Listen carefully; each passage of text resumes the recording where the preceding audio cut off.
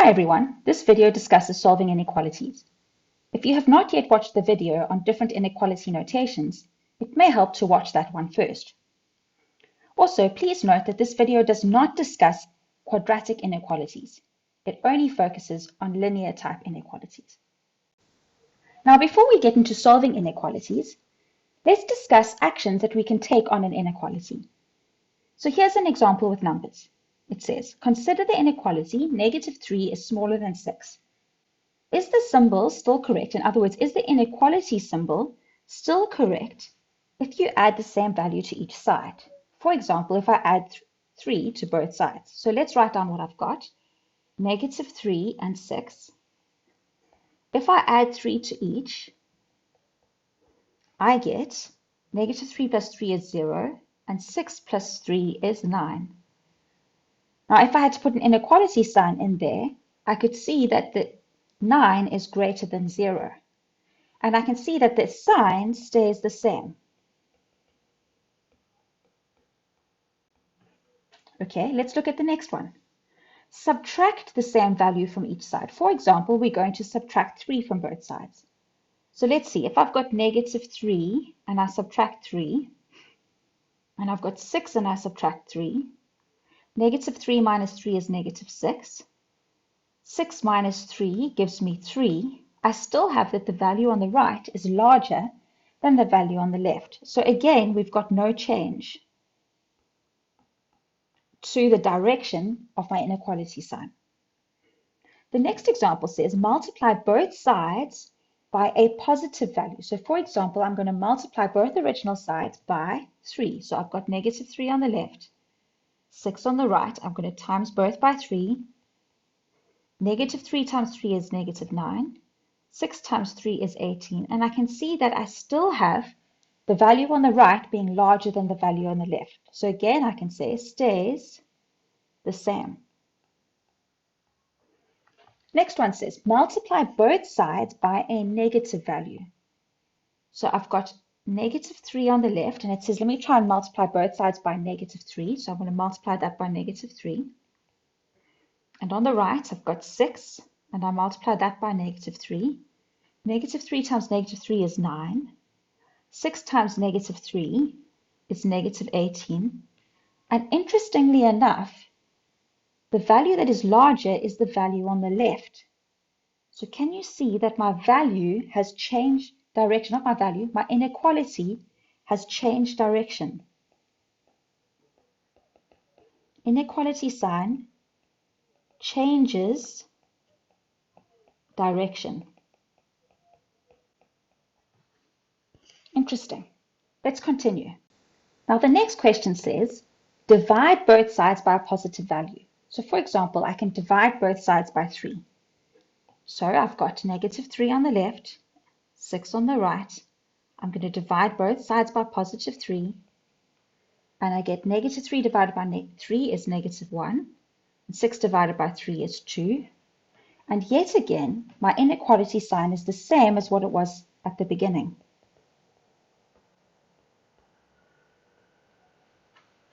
The last one we're going to look at says, divide both sides by a negative value. For example, divide both sides by -3. So I've got -3 on the left, 6 on the right. I'm going to divide both sides by a negative value. -3 divided by -3 gives me +1. 6 divided by -3 gives me -2. And again, you can see the value on the left is actually larger.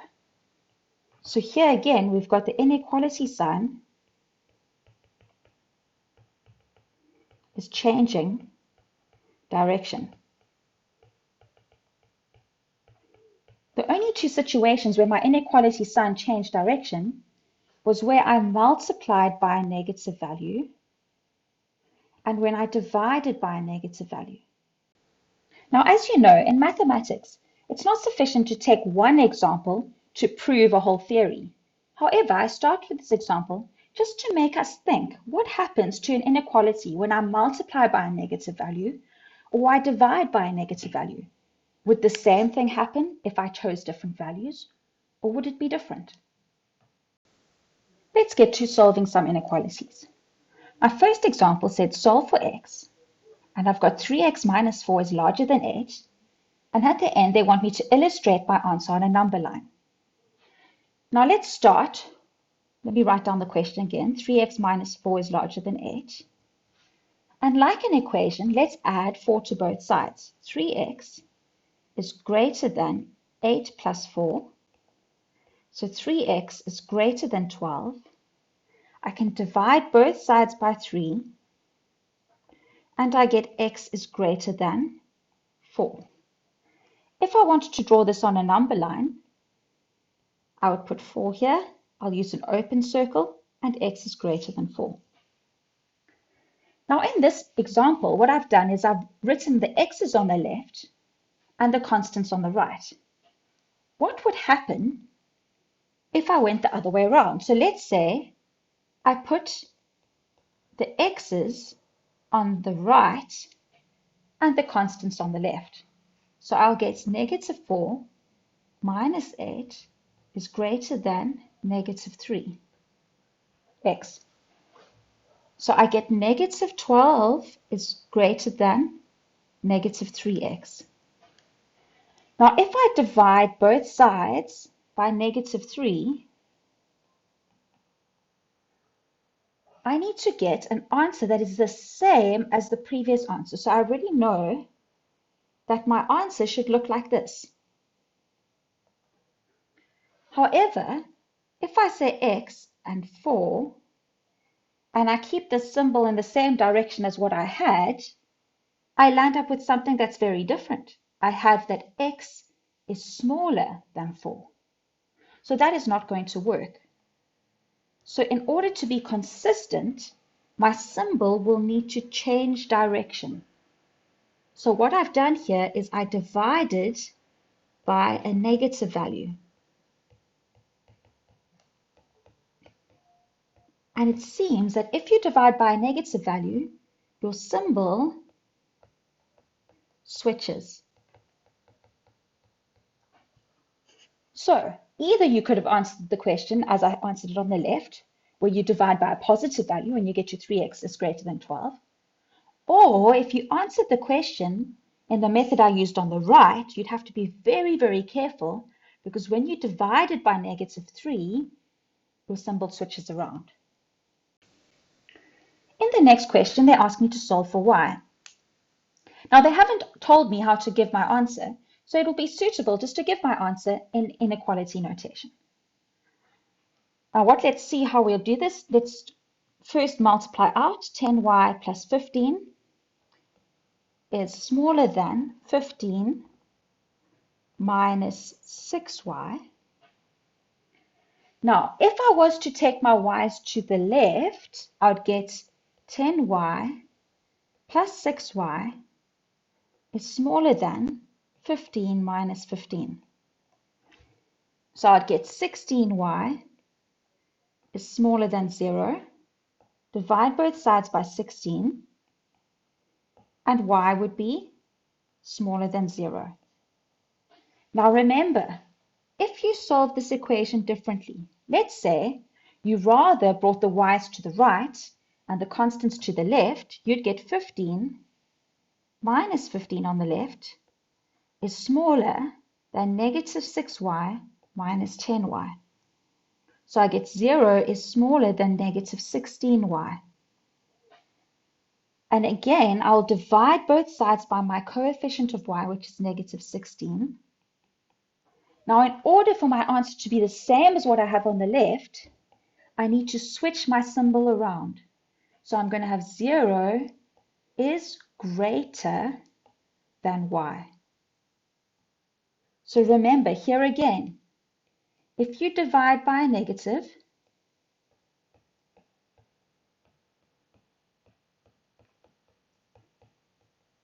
your symbol is going to change direction. In this next example, I've got a fraction. I also need to write my answer in interval notation. So let's first get to solving the fraction. Now, I'm sure by now you've realized if I multiply by both sides by a positive, it doesn't have an effect on the sign. And if I divide both sides by a positive, it doesn't have an effect on the sign. However, if I multiply or divide both sides by a negative, my sign will switch around. So this time I'm not going to do two options for answers, I'll just do one. Now with a fraction, like you learned with equations, it will make sense to give everything the same denominator.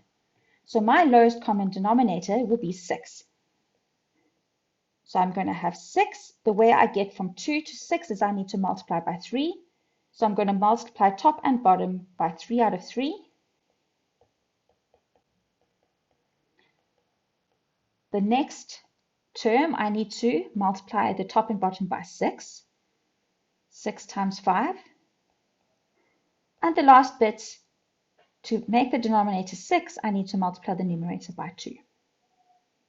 Now I'm going to multiply both sides by my lowest common denominator, which is 6. That will cause my denominator to fall away. Now, since I'm multiplying by positive 6, it means there'll be no effect on my inequality sign. So I'm going to get 3 minus 9x minus 6 times 5 is 30, is smaller than or equal to 2x. Now let me choose to keep my x's on the left and my constants on the right. So I'm going to have negative 9x minus 2x is smaller than or equal to 30 minus 3. So I'm going to get negative 11x is smaller than or equal to 27. Now I divide both sides by negative 11. Now since I'm dividing by a negative value, my symbol is going to change direction. So I'm going to get x is greater than or equal to negative 27 out of 11. Now to write this in interval notation, remember with interval notation, I write the smallest value first and the largest value second. So let's see. X is an element. Now the smallest value, surely since x is larger, will be negative 27 out of 11. Since x is larger to no endpoint, I'll say my largest value is infinity. Now, since x is greater than or equal to, I'll need to use a square bracket for the first part and a round bracket. We always use a round bracket for infinity. In this next question, I've got the piece I'm trying to solve sitting inside an interval. I know that 2a minus 1 is greater than negative 3 and smaller than or equal to 6, but I actually want to know, where does a fall?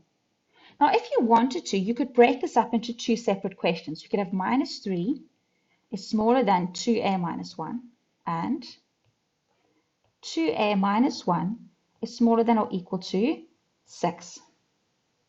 And then you could solve each part separately. So you could say negative 2 is smaller than or equal to 2a, a is smaller than or equal to negative 1, and 2a is smaller than or equal to 7, a is smaller than or equal to 7 out of 2.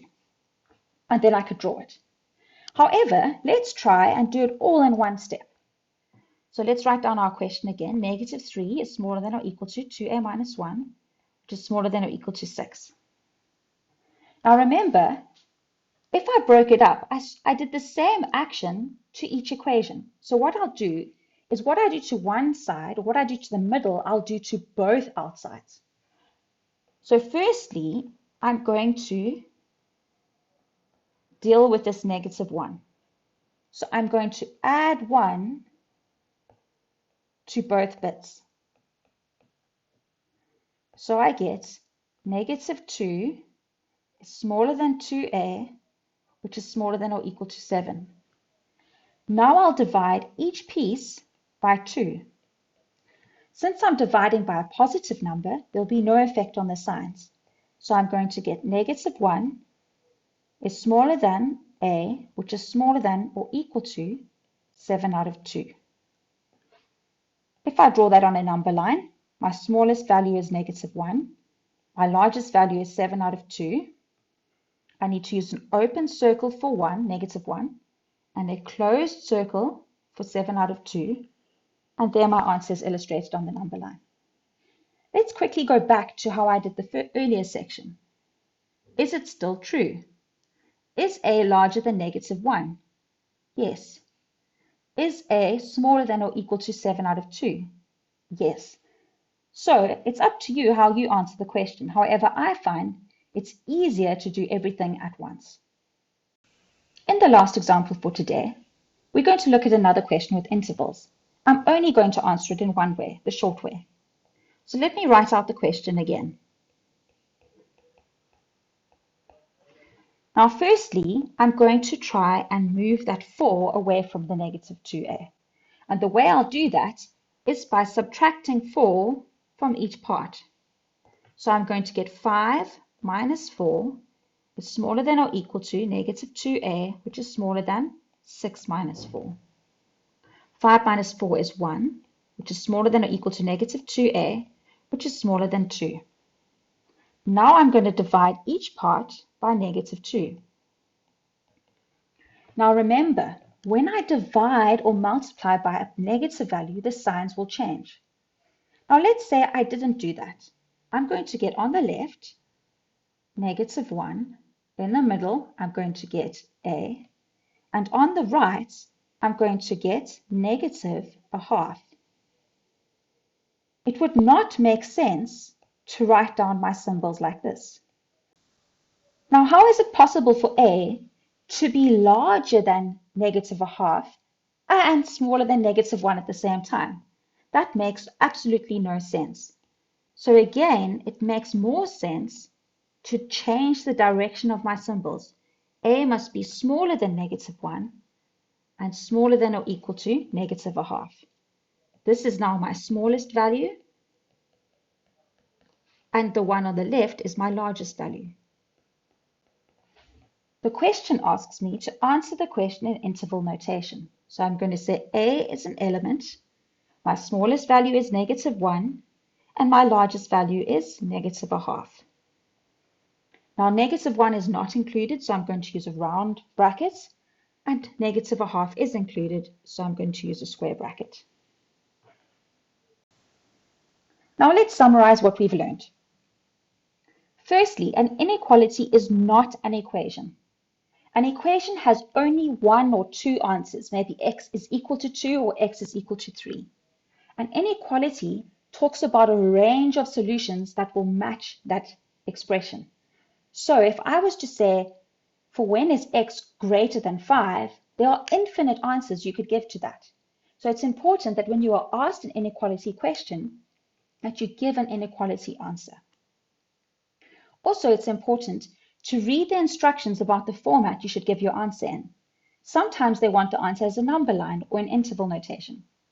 If nothing is said, inequality notation is fine. Now, the next thing to remember is if you add or subtract the same value to both sides, or you multiply or divide both sides by the same value, in other words, a positive value, it has no effect on the sign. However, if you multiply or divide both sides by a negative value, the sign switches around. Don't forget that. Now, an application of that is that you must never ever divide or multiply both sides by a variable. Now, at this stage, you probably won't get questions like that. However, it's something to remember for the future. And the reason why you'd never want to multiply or divide by a variable is because you don't know if the variable is positive or negative. Lastly, solving quadratic inequalities is a totally different kind of thing. So don't use this method for when you get to quadratic inequalities. That's something you learn about in grade 11.